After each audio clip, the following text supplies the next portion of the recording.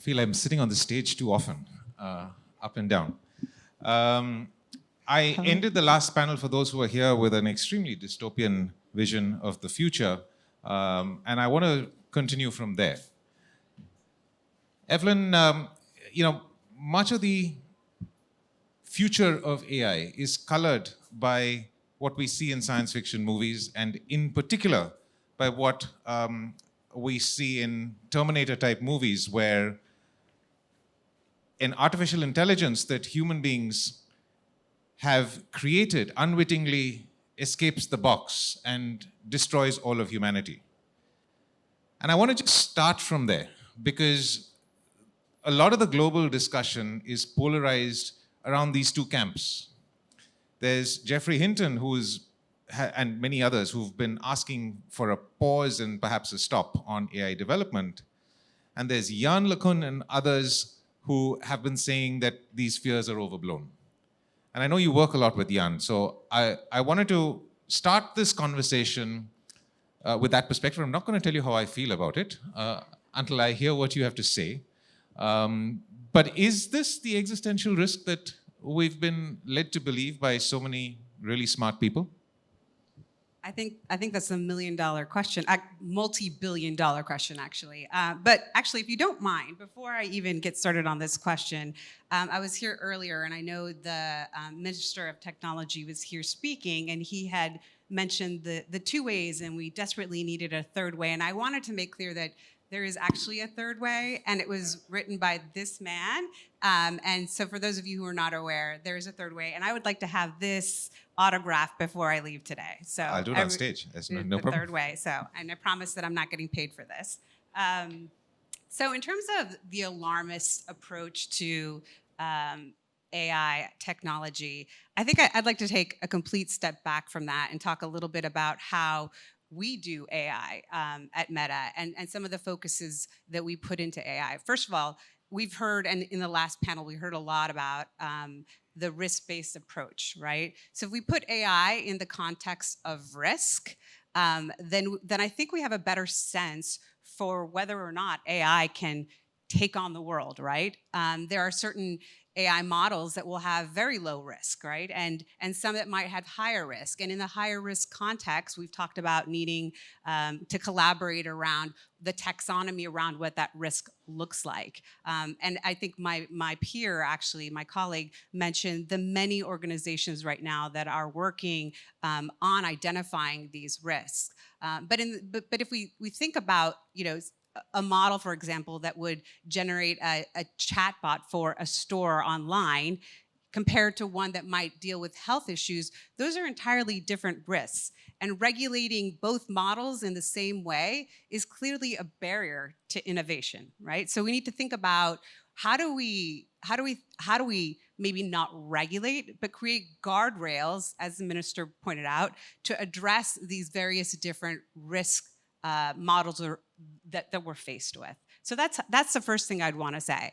The second thing I want to say is how we do it, right? How Meta has put out our own technology, AI technology, and we've focused on safety and robustness, right? So making sure that our technology has been red teamed. We actually submitted Llama for DEF CON, so we know that for all the risks that may have been clear or available or knowledgeable at the moment, we were able to build mitigations around that.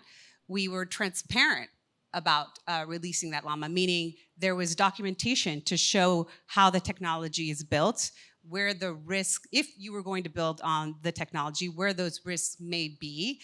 There's a research document that also was associated with that, and model cards that helped identify different levels of Llama 2. So in doing all of these things, we are addressing, I think, the concerns that people are raising now. What's the risk? What's the risk of the model? By presenting that transparency, by doing the right safety checks, by partnering with industry and collaborating with government even to address those concerns, I think we can put to rest a little bit this alarmist mentality around AI.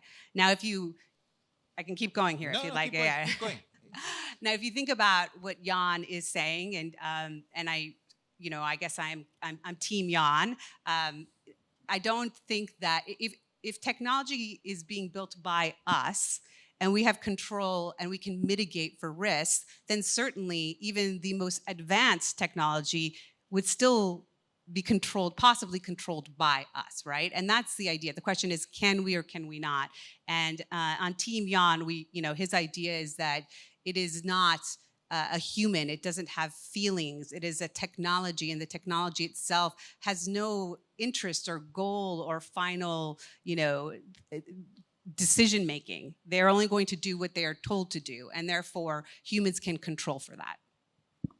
So I'm also Team Jan. I think we tend to anthropomorphize technology in a way that causes us to believe that they can now have motivations, and those motivations include world dominance. I don't believe that's necessarily true. But there were two things that you said there that I want to unpack separately. I think the first thing is regulation. I know companies, particularly companies that are so much at the center of this new technology, would love not to be regulated, but it looks like regulation is coming, whichever way you think about it. And India is also thinking about it, and I would love to understand from this perspective, because in that way, Meta is slightly different from the rest of the companies that are building these models, what your view of the regulation should be. We had in the last panel, perhaps 2 or 3 different ways that were proposed to think about regulation. There's clearly the EU AI Act, which is very much focusing on high risk, but very regulatory and prescriptive. And then there's been a range of different types of approaches, starting from UK's pro-innovation approach, which was sub-legislative. We've got, in the US, there was this idea of voluntary contributions. There was, and then of course the executive order, which is, as Seth Center said, 111 pages long, but it needs to be because it's broad as well as deep. As India thinks about this, and you heard my views in the last panel, I believe that India needs to really build regulation focused on empowerment. What do you think would be the appropriate regulatory approach to take? Not the substance, but what would be the appropriate approach to take for a country that is very mindful of the risks, but still really wants to maximize the opportunities and benefits? I think I'd go back to what my colleague said in the last panel. I think we have to be very, very careful to move quickly to regulation. And the reason for that is that we're not sure what we're regulating, right? I mean, we don't know exactly what the potential of AI is right now. And you've so clearly pointed out the benefits here in this particular part of the world that AI can have. To create hard regulation today would impede potentially all levels of innovation, not only because there are so many different ways that you can innovate here on the technology that we are producing in different parts of the world, but also because it doesn't allow for investment, right? If you have regulations, there's less desire to invest in innovation, right? So those are the two, I think, solid reasons to hold back on regulation. I think if you look at what's happening in the EU, even they are, and I apologize to anybody who is strongly invested in this process, but they've reached some stumbling blocks precisely for that reason, right? Because you have a lot of industry that are making investments in AI development. And to the extent that these laws or regulations are put into place, they suddenly are not sure what their liability will be in that context. And it really stalls innovation for them. So I think that's the stumbling block they're getting at. What I think is going to be critical as we move forward is what many of the folks said earlier, is collaboration across the different fora that we've seen discussing these issues. The G7, we've seen it at the OECD, you just mentioned the White House commitments, and we need to look at all of those and see, I think, find the thread that sort of runs through all of them and brings to light the issues that really need to be addressed. And I think for the most part, people will focus on, rightfully, national security issues, right? These are the things that we need to worry about, right? We need to worry about protecting our sovereignty, making sure that we're secure, that our populace is secure. But we don't want to prevent the ability for a country like India to be able to innovate in ways that benefits the poorest of this country, those that don't speak the language, those that can't communicate because there isn't the innovation out there for them to be able to do that. And one of the ways, and that's the second thing I wanted to unpack, one of the ways in which the world is dividing itself on how to do this is this whole idea of open versus proprietary models. And I know that Meta has chosen a particular camp quite decisively. I want to just, I want to spend a little bit of time on this because I think, you mentioned briefly some of the things that you do ancillary to putting out an open model, which is model cards and the documentation and things like that. But I want to first get into just this idea of open versus proprietary. I think, and we've had this debate before around open source software and proprietary software. We all know how that ended. The question is, will this end up in the same way? I think that the companies that are proposing a proprietary model are saying, allow us to take care of the risks. We will sort of ensure that you only have API access, so the harms that you do will be limited to that little porthole through which you can access it. And you're saying, we will do all of these things. We will do the red teaming, send it to DEF CON, make sure that Llama is an open model, but it is safe. But we're giving it to you such that everyone can scrutinize it and actually see for themselves where the harm is, what's wrong. And quite frankly, there are arguments for both sides, and there are arguments against both sides. So I want to unpack that a little bit more because I don't think that conversation's been had enough either in this country or even at GTS, despite 3 packed days of intense conversation. Yeah, I mean, this is a very good question and one that is really at the forefront of the many conversations we're having right now. Let me first say that we are not dogmatic about open source. We have, for many years, put out open source models. PyTorch, which is in fact the base for ChatGPT, is something that we open sourced. And I think we will continue to put out models in an open source fashion to the extent that we feel that it is safe and secure and the right thing for the organization at large. Now, in terms of why we believe in open source, one of the things that really sort of stuck with me in one of the interviews that Jan had. Again, I hate to bring him up over and over again, but he's my AI god, okay? He said something really important, which is chats will eventually hold all human knowledge. Now that's sort of an interesting concept if you think about that. All human knowledge will be held by AI in some form. And that means that AI has to reflect the populace. It actually has to reflect our values, the people who are using it. And values is probably not the right word, but the sort of demographic differences, the languages, all of that needs to be reflected in AI. And so open source makes that possible, right? If you can allow technology to be accessible by all regions of the world, they can improve it, they can scale it, they can make it appropriate and useful for their populace. And I think that's one of the reasons that for us, open source is so important, right? Not to mention that from our perspective, we get the benefit of having the research that comes back from that. The feedback, and we get lots of it, the feedback on the things that aren't working, the bugs that we need to fix, the risk associated with the models that we put out. So that's the benefit we get from putting something out there as an open source model. But the technology that can come from that is incredible. You can think about the ways that it can happen, support public services. You can think about the way that it can impact climate change issues. And it seems so clear to me that when you democratize this type of technology, you'll get greater innovation, period. As you mentioned to us earlier in a conversation we were having, you have the technologists here. What you don't have is the compute power, right? And providing that is really what will make the difference. So I do want to take the remarks to India because, if you heard Nandan's talk yesterday, for those who did, Nandan very clearly said that, India is going to become the use case capital of AI. So we're actually not so concerned about competing to build foundation, which is not true. I mean, if we can build a foundation model, or if we can build this next generation of whatever is going to come after foundation model, we certainly should try to do that. But we're really concerned with the use cases. And I think that aligned to that is this principle of having open models, because if we're throttled by an API, there's a lot less that we can do as far as use cases are concerned.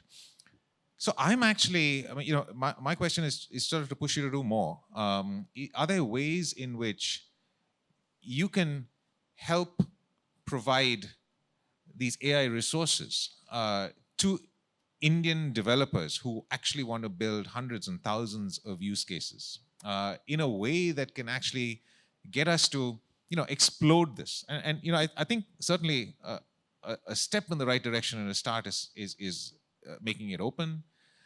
But are there ways in which we can deliver this to people in the easiest possible way? I was speaking to Vera a little earlier.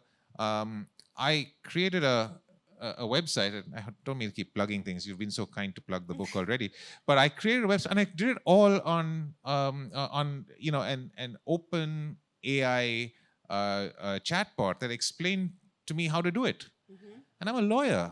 I shouldn't be building websites, but I built it with HTML, and it's just amazing. So are there things like that you can do that will allow the developers to just, feed their imagination into these models and come up with products that everyone can use? Absolutely, and I think to some extent we've already started to do this kind of work. I know most recently we've put out documentation that helps developers through the deployment, who are downstream, address some of the risks and mitigations in their development of whatever model they're building. So we certainly are going to be doing that, and I think there are many ways that we can partner with organizations to provide support around what you're saying, suggestions for these use cases. I do see that as a future next step, and I'm sure that we've already gotten very involved in this as well. And I wanted to close with one question around what you see to be, the next steps. So, I'm very worried about discussions like this around regulation, focusing on what I think are the first order risks, which is, we talked about privacy, we talked about, intellectual property, we talked about those sorts of things. And of course, those are always the first order risks. But this is a transformative technology. I don't think people are understanding exactly how transformative it is. To me, this will transform society the way electricity transforms society. And when you have intelligence on tap, that is a very different world that you will be occupying. The real concern I have is second order implications of these technologies. One such second order implication is the radical transparency of knowledge. What happens when, as Jan says, all of human intelligence is available, condensed into a vector database that can be accessed really quickly by an AI? What is that going to do to the fact when, I, by the way, have the Meta Ray-Ban, which has like a really cool camera in it. And it is, Mark promises, going to be connected to AI next year. I'm waiting for it. But I don't know if the people who are going to see me on the street are going to be waiting for it, because are we getting into a Black Mirror future where as I walk down the street, I can actually sort of pull up your LinkedIn profile or worse, some sort of a social credit score as to what you are. And so I've been ending these panels in a really dystopian note, and I hate to do this again, but I'm just wondering, are we really, we're spending so much time at these conferences talking about certain types of risk, but are we just barking up the wrong tree? And are there other things that you, as a company that's building this and putting it together, are really worried about? What is it that keeps you up at night that we should really be thinking about? I think actually no, yes and no. I think what we are is very excited about the opportunities. You mentioned the Ray-Ban glasses, and we are currently in the process of what we call dog fooding the glasses now, which will actually have both the visual and the text, so that it can actually describe what you're looking at. And imagine the change that will have for people who don't have sight or have limited sight. It's just the possibilities are endless in really improving people's lives. And I think we are so fixated on risk and how we regulate that we're almost paralyzed to move things forward in a positive direction. There's so much good to be done here. There really is. And I think, and yes, risk. Of course, risk. But I think we're also taking the right steps to think about what those risks are. We are, the right people are in the room discussing the concerns. We've got governments in the room talking about security issues. We've got academics in the room discussing fairness. We have, civil society addressing those things as well. This is not being done in a vacuum where people aren't aware of what the risks are. I think that everything is out there and it's on the table. And to my colleague's point, there are existing regulations that address much of this already. Let's apply those regulations and let's relieve, technologists to do the stuff they do best, create good work, right? So that's where I stand on this. Evelyn, thank you so much. That was a wonderfully optimistic note to pull us out of the morass that I sank us into. And I want to sign up for that when it comes. Please, you know how I am. Thank you very much, Evelyn.